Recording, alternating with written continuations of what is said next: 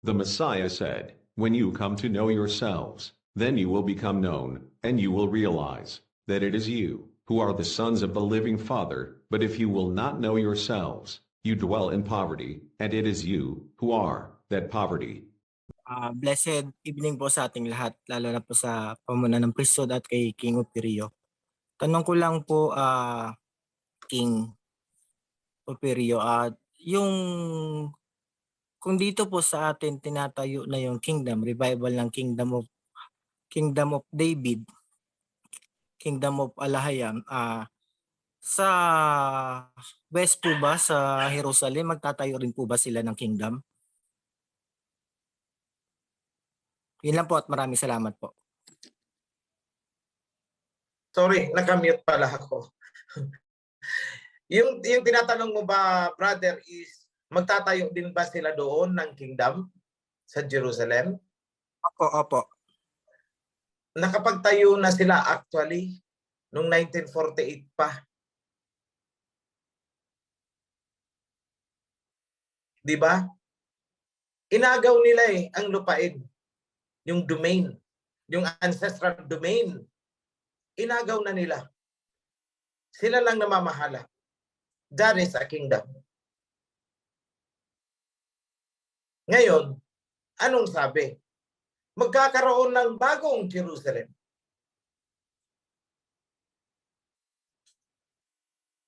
Dahil ang Jerusalem na yun na itinayo nila ngayon, yung Israel na itinayo ng mga peking naghuhudyo-hudyuhan ay wawasakin po. Wawasakin. Pupulbusin yan. Not a single stone will remain on top of another stone. Yun ang nasusulat Bakit mawawasak? Madadamage po talaga yan kapag tinake over ng Shemites yung lupain. Because that is a Shemite territory na inaagaw ng mga Europeans ngayon. So habang nasa proseso yan, paano ang kingdom? Na sinabi na the kingdom of heaven is like a mustard seed. Napakaliit na buto na itinanim ng isang tao pero namukadkad at lumago na puno. Yan ang nangyayari sa atin ngayon. See, kung gaano tayo kabilis mamukadkad. Yada.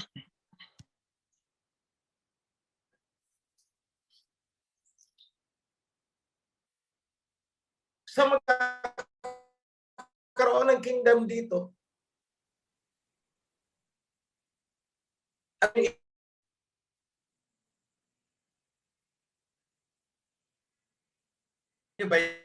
yun?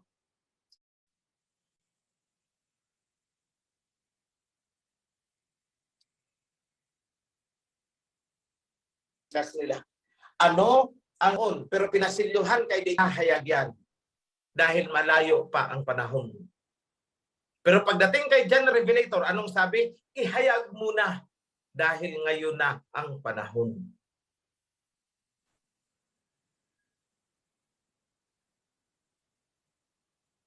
Pansinin niyo, ano bang mga nakita ni Prophet Daniel noon? Isang lalaki na nakabelt ng ginto mula sa Euphas. Euphas, ang ibig sabihin po nun, gold of Pison River. Nasaan ang Pison River? Andito sa atin, bumabagtas. Gold of Ophir. Ang suot ng tao na nakita ni Prophet Daniel sa vision. Marami pa siyang nakita. Pero anong sabi? Silyuhan mo, huwag kang maingay. Dahil mabibisto ang programa, baka unahan tayo. Silit at magpahinga ka muna. Pero pagdating kay John Revelator, anong sabi? Huwag mong silyuhan yan. Dahil kailangang malaman na yan. Bakit? Ang Revelation kasi, the book of Revelation, yan ang mensahe ni King Yahweh na ibinigay kay John Revelator upang iparating sa mensahero sa kahuli-hulihan dulo ng panahon. Huwag mong silyuhan. Kailangan malaman niya na yan. At kailan ipinaalam ang totoong nilalaman ng Book of Revelation? Kailan? 2019.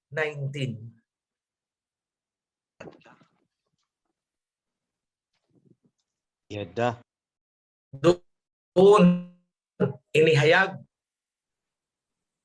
Isinulat din dyan, Revelator, na unawaan natin. Because Revelation is a set of instruction para sa atin.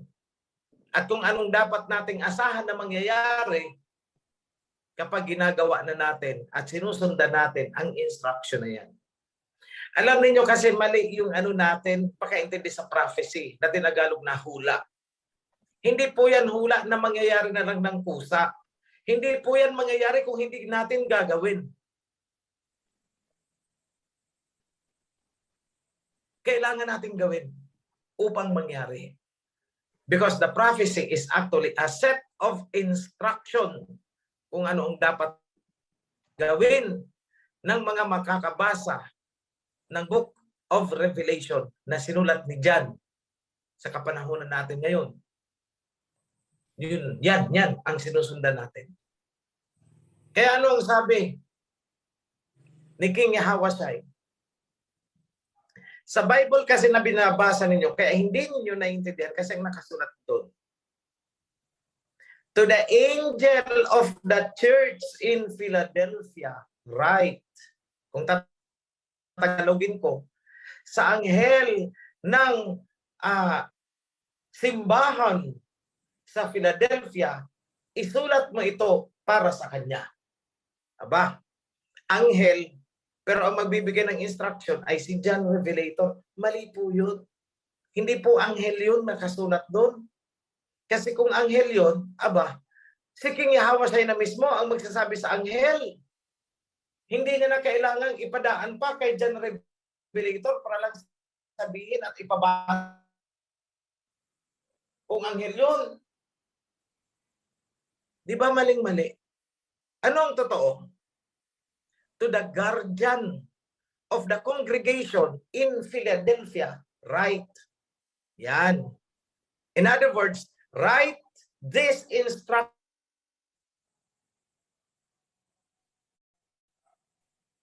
to the guardian of the congregations in Philadelphia.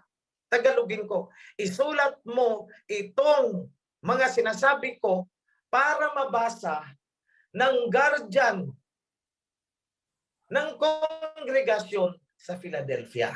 Bakit ipinasulat kay John? Sapagkat ang babasa ay tao, hindi anghel. Ganyan tayo niloko ng mga sekta. Tao po ang babasa, kaya ipinasulat kay John, hindi po anghel.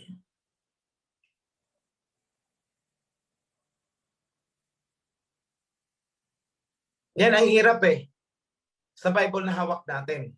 Dati nating hawak. Kasi ang tao, ginawang anghel.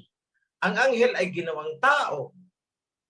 Ang anak ng alahayam, ginawang son of man, anak ng tao.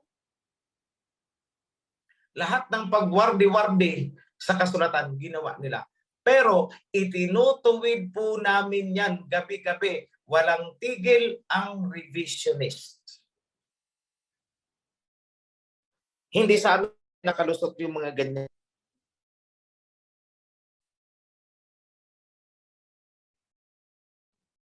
So, kung kaya mga kapatid, matapos lang itong revisions natin, madami-dami na lang. Kunti na lang pala. Kasi tapos na namin ang buong New Testament. At nasa Psalms kami, pero sabi ko, laktawan mo natin ang Psalms, Proverbs, Song of, Song of Songs, yung mga sumunod doon. Laktawan muna natin. Let us go to the book of Isaiah. That's why, pagkatapos itong training, pupunta ako to join the revisionist. Naghahanda na sila. Gabi-gabi po yan ginagawa namin at pupuyatan talaga yan hanggang madaling araw. So, stay put lang kayo. Ang pakiusap ko lang sa lahat, kayong mga CC, ACC, kawan, health worker, kawan, social worker, bantayan nyo ang kawan sa inyong nasasakupan. Huwag nyong bibigyan ng puwang itong mga deflected na nagkiklaim na sila man daw ay covenant. Hawashay din daw. Hindi nila napansin yung sinabi ni Messiah Yahawashai. Hindi lahat ng tumatawag sa akin ng Yahawashai ay makakapasok sa aking kaharian, kundi sila lamang na sumusunod sa kagustuhan ng aking Ama. Tanong, ano ang kagustuhan ng Ama? In one word, covenant. Covenant na sinisipa nitong mga nagkora at nagkukak. Dahil ang ka-covenant nila ay kung sino-sinong tao dyan. Yung isa nakakulong sa bilibid, yun ang ka-covenant nila. Yun ang sinusunod nila.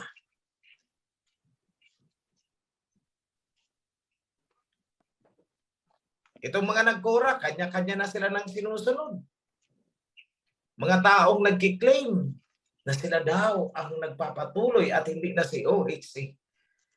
Saan sa Bible nasusulat na ang trabaho ng mensahero na paghahanda ay ipagpapatuloy ng iba?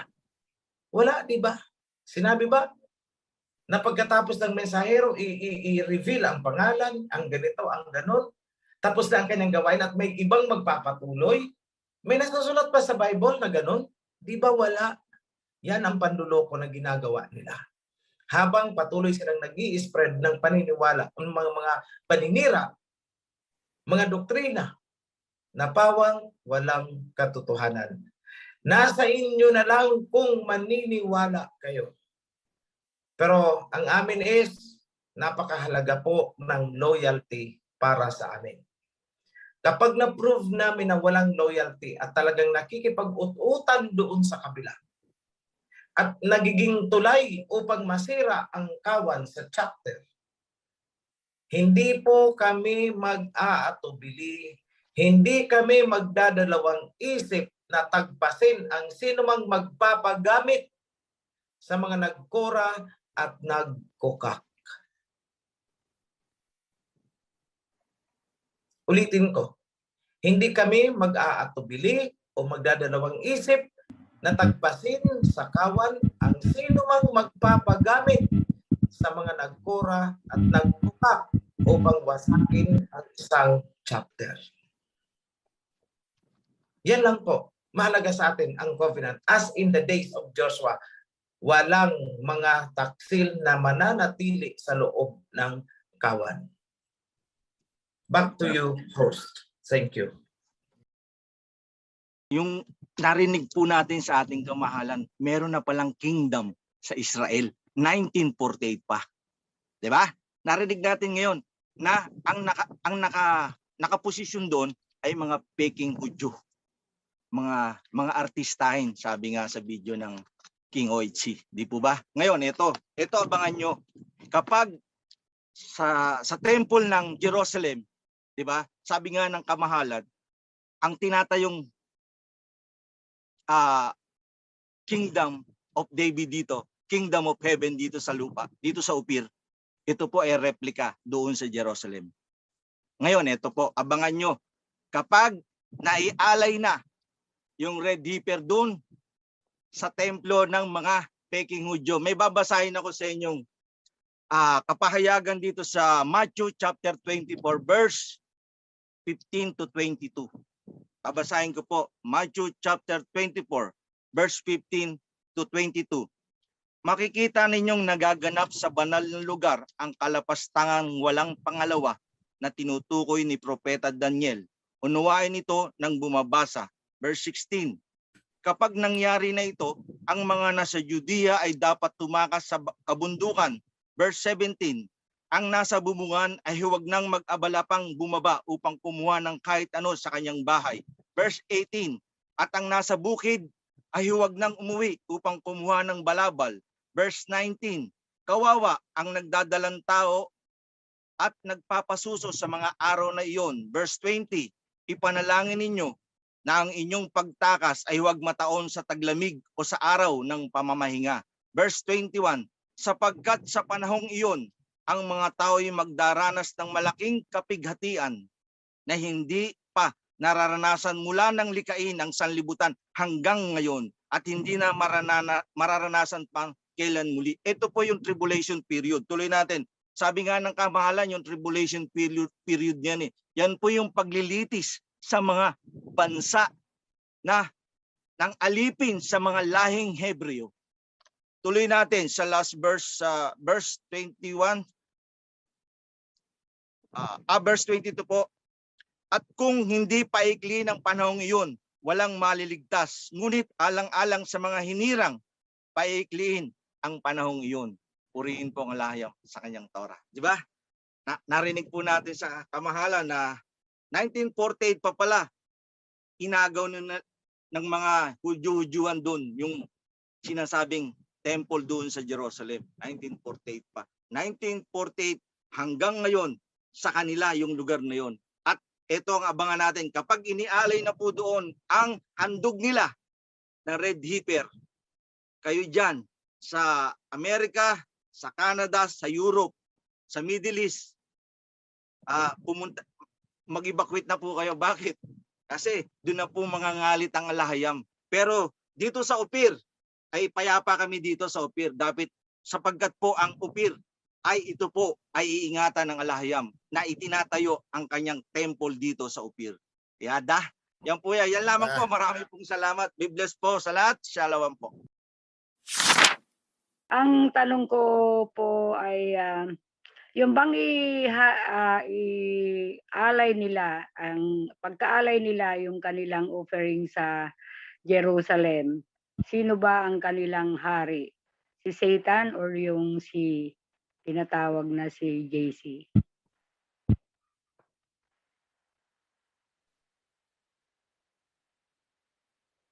Yan po ang... Ako na sasagot. Okay, Brad. Mahal na hari. Thank you. Ang lahat ng nasa likod ng mga nangyayaring yan is of course si Satan. At ginagamit niya pangalang JC para linlangin ang mundo. Ngayon, kung sasabihin ng mga nag-Hudyo-Hudyo na hindi naman JC ang tawag namin, Yeshua. Ito ang sasabihin ko sa inyo. Ang Yeshua at Jesus ay iisa lamang. At yan ang pangalan na ginagamit ni Satanas upang linlangin ang mundo.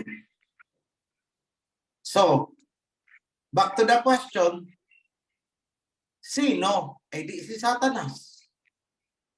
Kasi ang ama nila ay si Satanas. Di ba naandyan nasusulat sa 7 woes na sinabi ng Messiah? Anong sabi niya dyan? You brood of vipers, serpents. Your father is Satan, the master of lies. You are liars, you are criminals, you are murderers. Because your father is Satan, the devil. So that answers the question.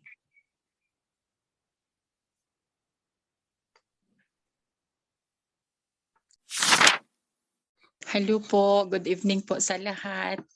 Pati na rin po sa ating King OHC. Magandang gabi po. Maupian marukilam para sa mga manubo po.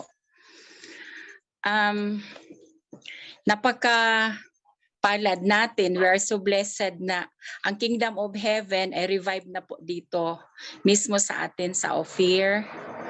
Dahil may king na ang naipon na lost tribe. Ngayon ang tanong ko po, King OHC, May Republic Act 8371 naman na po para sa indigenous people. Itong IPRA law. Hindi po talaga siya nagagamit. Kahit anong gagawin namin dito sa Bukidnon, hindi pa rin nagagamit kasi hindi naman parang walang ngipin para sa datuwism. Yun po, magagamit pa po ba natin ito sa kingdom natin?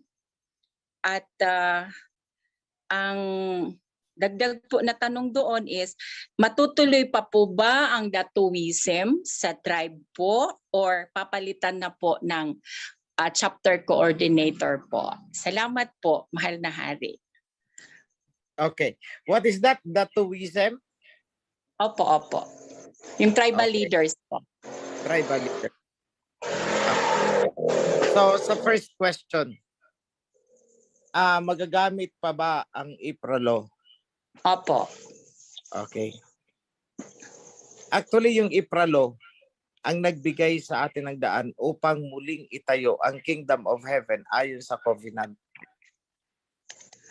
Kaya kung may nagsasabi dyan na iligan itong ginagawa natin, mangmang sila at hindi nila alam ang batas. Ang IPRA law ay nagsimula yan, actually ang implementation yan mula sa taas, mula sa United Nations. Ang guidelines, kaya nagkaroon tayo ng IPRA law ay ang United Nations Charter, kung saan nakapaloob doon na bigyan ng kalayaan ang mga indigenous people for self-governance. In short, we can establish our own kingdom, even our own currency. At hindi yan pwedeng pakialaman ng gobyerno. In fact, hindi pwedeng hindi lang sila makikialam. Obligado silang tulungan tayo na maitayo ito ayon sa batas. And that gives us the window, the chance, upang muling buhayin ang makalangit na pamunuan, kingdom, ayon sa covenant na nagmumula sa langit. And that is the divine government, the house of David. Yan lang po. As to the question number 2, hindi po natin aalisin ang datuwism or yung pagkilala sa mga dato bilang tribal leaders. As is.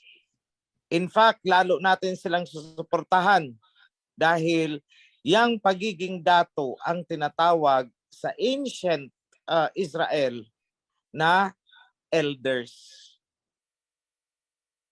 Diba noon pinapatawag ng hari ang mga elders ng iba't ibang tribo? Mga dato yun.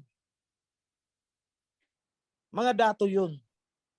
So lalo nating pagtitibayin at susuportahan ang mga dato at ang mga tribo.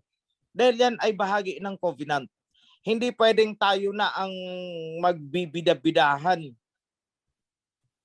So pantay-pantay pa rin ang sistema natin.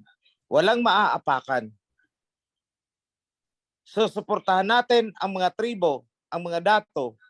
In return, susuportahan naman nila tayo. Kumbaga, tulungan ang sistema dyan because that is the spirit of the kingdom. So hindi tayo papasok sa mga tribo upang magibabaw sa kanila. Papasok tayo upang sila ay iangat. Papasok tayo at kikilalanin natin ang kanilang dato bilang elder as in the ancient days of Israel. Lalong mapapaganda kasi ang purpose natin ay iangat ang kalagayan sa sosyedad ng mga tribo.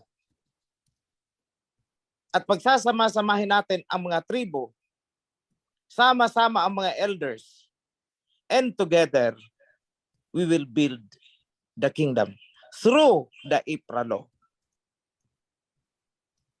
Yan po ang sagot ko, kapatid.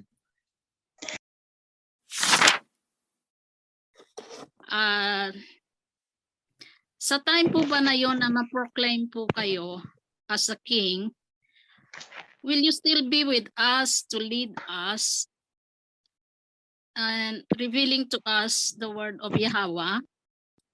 Yes, of course. Okay. Kasi personally ang role ko dalawa. Actually tatlo nga pala. Tatlo. Una, as king. Pangalawa, judge. Pangatlo, as high priest.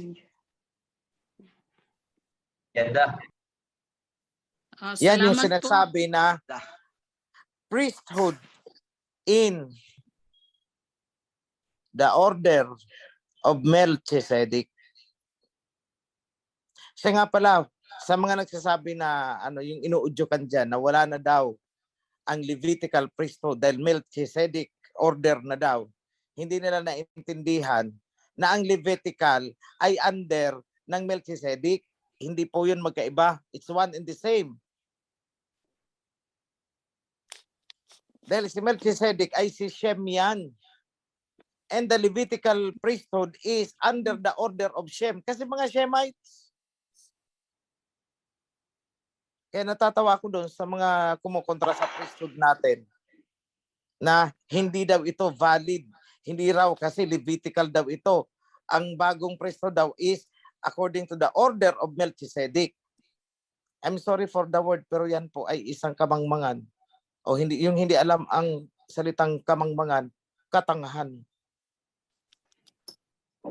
Hindi po Dahil yung pag bago sinabi kamahalan. mong Pinakaluma Pag po sinabi yun. mong Melchizedek order, sa ilalim niyan, sakop niyan ang Levitical. Hindi po yan magkahiwalay. Ang Levitical po is nag-originate yan sa order of Melchizedek because Melchizedek is Shem. Si Shem yun. Mula kay Shem, sila lang bumaba sina Abraham hanggang kina Jacob, Abraham, Isaac, Jacob, and mula kay Jacob, Levitical priesthood. So paano lang sasabihin na ang Levitical priesthood ay hindi order of Melchizedek? Huwag silang magdunong-dunungan dahil hindi nila kabisado ang kasulatan. Yan lang ang masasabi ko. Hindi po nila kilala kamahalan kung sino si Melchizedek. Yeah, Kaya hindi akala nila kasalanan. Hindi nila alam. Akala nila po bago, hindi nila alam. Yun yung original. Bago pa nagkaroon ng Levitical priesthood, meron ng Melchizedek order of priesthood. At yan ay ginagampanan mismo ni Shem. Kaya ang pagkatao ni Shem noon is siya ang king, siya ang And high judge, priest. siya ang high priest. And that is true until today. I am acting as the king, the judge, and the high priest. Yan ang sinasabing Melchizedek order. Magandang gabi po sa lahat, lalo na sa ating mga priest at sa ating kamahalan na King Operio. Ang aking lang katanungan, kung mayroon ba na crowning ceremony? Kung mayroon, kailan ba magaganap? Kung sa makalawang buwan o ngayong taon, yun lang po ang aking katanungan. Baka ako malaglag naman. Yun lang, mahal na kamahalan ang katanungan ko. Kung sa merong crowning, meron po. Merong crowning. Meron nga. Kung kailan, yun ang hindi ko masasagot. Kung kailan. Kasi ang timing niyan ay hindi ko hawak. I have no control over the situations. I mean, yung timetable, wala akong control dyan. Kapag dumating ang tamang panahon, ang mga sitwasyon ay favorable Naandyan na ang crown, dumating na. 5 kilong ginto po yan. At may mga precious stones sa paligid. Ang alam ko, ang dumating pa lang ay ang setro. Nandyan na ang setro natin. But the golden sword and the crown ay wala pa. Pero one thing is sure, kailangan maitayo muna ang temple bago ang crowning. Titingnan ko, whichever. Kasi in the time of Solomon, king na siya at saka i-dedicate ang temple. So kung tinitingnan ko yun, dapat pala maging king muna because it is the king who will dedicate the temple. Yun. Kaya sabi ko, wala sa aking kamay wala sa aking control ang lahat ng mga yan. Si Aba na ang bahala. Kapag sinabi niya, ayan na, ang crown mo, may nag-donate 1 bar ng ginto, tunawin mo na at gawin ang corona. Ibig sabihin, kalooban niya, Aba. Kasi sino sa panahon ngayon ang magbibigay ng 1 bar na ginto para lang gawing corona? Sino ang magbibigay ng mga diamonds para ipalamuti sa corona? Kahit yata, pag samasamahin na natin lahat ng anong tawag dito, lahat ng pera natin para lang sa corona, wala, hindi talaga aabot. Maliban na lang kung merong mag-sponsor na talagang may hawak na ginto, aabutin yata ng 15 million ang halaga ng corona. Kasi ang ginto niya pa lang, magkano ba ang ginto? 12 million yata aabutin. Yung ginto pa lang yun. Wala pa yung mga bato doon. O yung setro, yung jewel doon sa is ang mahal-mahal nun. Pero ayan na, binigay sa atin at 90% discount yata. Wow. At may nag-sponsor na. Biruin mo yun. Ganda, naluwaya. Malaya. Yung gold may nag-sponsor na para sa setro. Pinatigil ko na yung may mga nag-donate ng mga gold nila, mga jewels. Sabi ko, wag na lang. Kasi may umarangkada kaagad na intriga. Ako daw ay nangungulimbat ng ginto. The term is nangungulimbat talaga. Ano kaya ang may inagawan ako ng ginto? May pinilit ako, tinutukan ko sa leeg, akin na ang ginto mo. Wala naman akong maalalang ganun para akusahan na ako'y nangungulimbat. Yung mga tao ang kusang nagbibigay ng ginto dahil gusto nila maipush yan. Hindi ko hiningi. Ni isa sa kawan, wala akong sinabihan na akin na lang ang ginto mo or pahingi ako ng ginto. Never kong ginawa yan. At hindi ko gagawin yan. Bakit? Simple lang. Kasi kung may dumating na ginto, ibig sabihin kalooban ng Ama yan. At hindi ko kalooban para lang suknungin ko sa ulo ko. Yan po ang palatandaan ko na kagustuhan ito ng Aba kung gumamit ng ibang tao at kusang ipinagduduldulan ang kanilang mga ginto. Kung hindi ganyan ang proseso na mangyayari, ibig sabihin hindi kagustuhan ng Aba yan. Ako lang ang may kagustuhan, kaya hingi ako dito, hingi ako doon. Kaya hindi ako nanghihingi. Dahil pag kumilos ang Aba, kusa niyang papupuntahin ang mga tao may dalang ginto. Yan po ang palatandaan ko dyan. I never acted on my own. So, ayan po, nangyayari. Isang singsing pa lang ang nakita nila sa akin, nangulimbat na daw ako may nagregalo Kasi kawawa naman daw ang king, ni isang ginto, wala. Isang ka nga naman nakakita ng king na kahit isang butil ng ginto, wala. So pinagawan ako ng singsing. Ay aba, pinagmulan ng intriga, nangungulimbat daw ako ng ginto. So yan po, ngayon, bibigyan ko kayo ng advance idea. kung paano gagawin ang crowning. Ang maghahatid po ng setro during the ceremony ay manggagaling sa Africa. Yada. Ang maghahatid ng corona ay mga anak ng tribo. Bawat tribe may isang anak, 7 years old, ganun. Sila ang maghahatid ng corona during the crowning ceremony. Isang simbolikong gesture na hindi natin pababayaan ang tribo sapagkat sila ang nagbibigay din ng proclamation. At ang maghahatid naman ng espada is manggagaling sa Russia.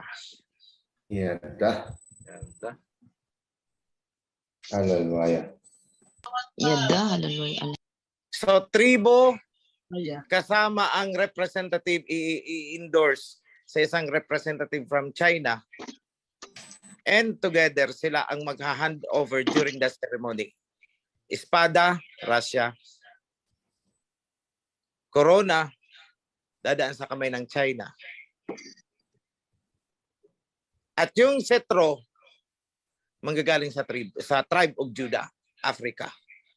Africa, China, Russia. Yada. Hallelujah.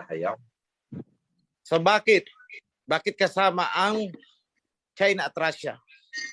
Because they will be the two witnesses in the proclamation of the kingdom as written in the book of Revelation. Yada. Yada.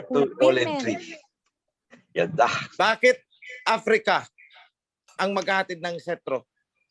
In fulfillment of what is written na the scepter shall not depart from Judah until such time the one to whom it belongs come. So yan po. Ang ating alahaya. So ganyan po ang naibigay sa akin na hindi ko alam kung paano ibinigay. Basta bigla na lang nasa isip ko yan. How the ceremony will go on. The elders of all the tribes will be invited. Kaya nagpapabili na ako ng bus. Yada, halalwaya. Halalwaya. Yada. Uuwi na po kami.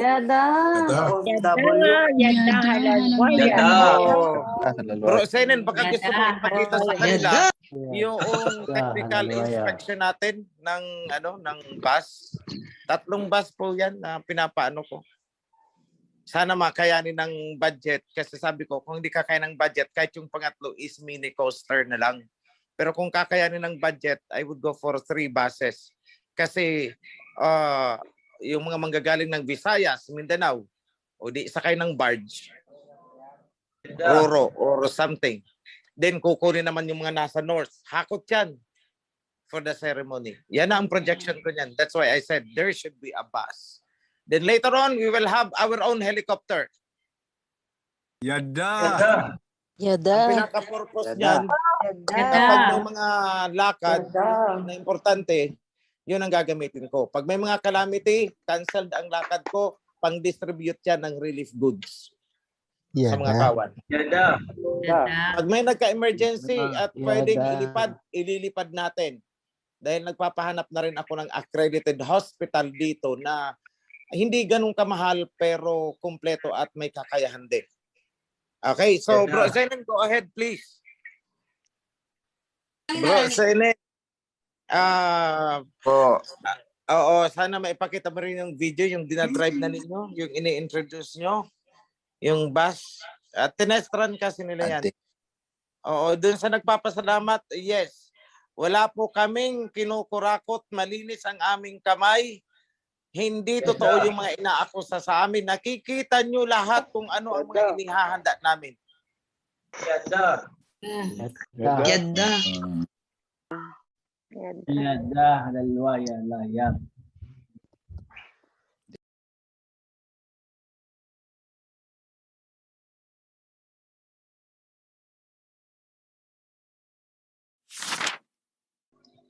Hello po, good evening at sa kay Mahal na Hari Oferio.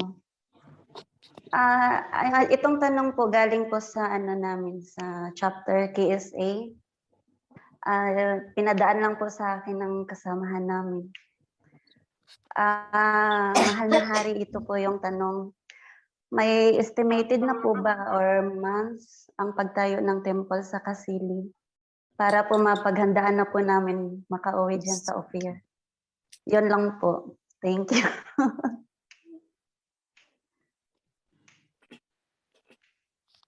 Okay, kung sa estimated time, meron yan, estimated time. Kaya lang, hindi pa sa amin binibigay ng Palafox. Kasi yung Palafox developers, ang project kasi yan, ini-award natin sa Palafox para maisaayos. So tomorrow, magkakaroon pa lang ako ng meeting, Prime Minister, with the Palafox architects and developers. So baka bukas sila magbigay ng estimated time mula sa panahon na sinimulan ang foundation hanggang sa matapos. So maybe they could give granting na adequate ang funding natin at hindi tayo kakapusin sa pondo. Kasi kung medyo kinakapos-kapos, siyempre may stop ang trabaho, then the estimated time will be prolonged siyempre. Okay po. Thank you po.